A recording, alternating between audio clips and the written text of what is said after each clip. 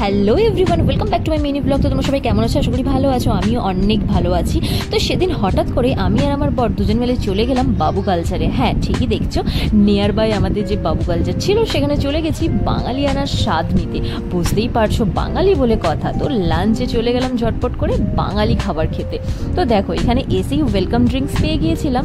আমসত্ত্বের একটা ড্রিঙ্কস দিয়েছিল, খুব সুন্দর খেতে ছিল। সাথে আমরা একটা চিকেন থালি আর একটা মাটন থালি নিয়ে নিয়েছি। অবভিয়াসলি চিকেন থালিটা আমার জন্য আর মাটন থালি এটা আমার বরের জন্য। মাটন ছাড়া যে কিছু বোঝে না।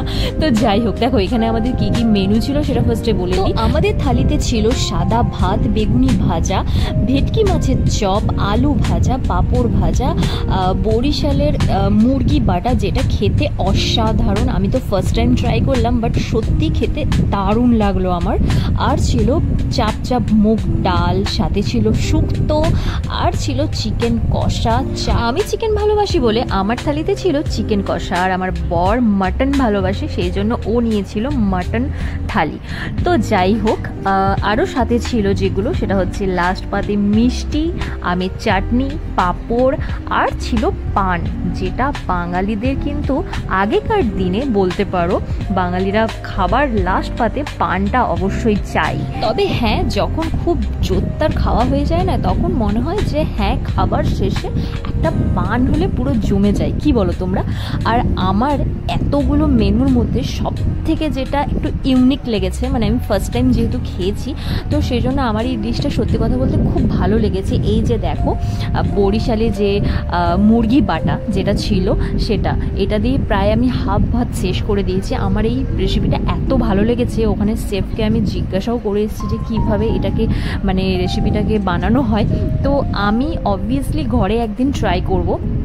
জানি না ওরকম টেস্ট আনতে পারবো কিনা, বাট একবার তো ট্রাই করব। আর যেদিন ট্রাই করব তোমাদের সাথে শেয়ার করবো, তার কারণ আছে।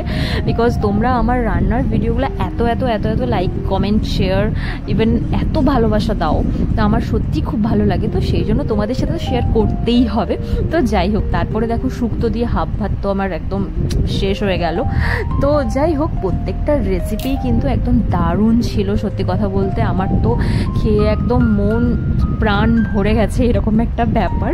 আর আমরা দুজনে না কি করি বলো তো, বেছে বেছে বাঙালি রেস্টুরেন্টে ঢুকে থাকি, যেখানে একটু বাঙালিয়ানা খাবার পাওয়া যায়। বেশ মানে সুন্দর করে তোমার সামনে, মানে আমাদের সামনে সাজিয়ে দেবে, থালা ভর্তি, বাটি ভর্তি খাবার দাবার, একদম খাবো মন ভরে, দারুণ লাগে।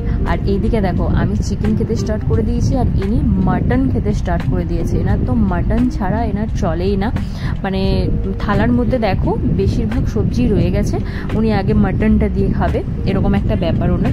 তো যাই হোক, যে যেটা খেতে পছন্দ করে অবভিয়াসলি, কারণ আমার তো চিকেন দারুণ লাগে, মাটনের থেকেও আমার চিকেনটা আমি বেশি ভালো লাগে, আর ওর মাটনটা বেশি ভালো লাগে। তো তারপরে দেখো, আমার ফেভারিট আমের চাটনি নিয়ে বসে গেছি। আমি 2 বাটি খেয়ে নিয়েছি, মানে আমার বরেরটাও আমি খেয়ে নিয়েছি। ও মানে টক জাতীয় জিনিসও পছন্দ করে না, ওই জন্য ওরটাও খেয়ে নিয়েছি। তারপরে মুখের মধ্যে ঢুকে নিলাম একটা মিষ্টি। আহা, কি স্বাদ এই মিষ্টির!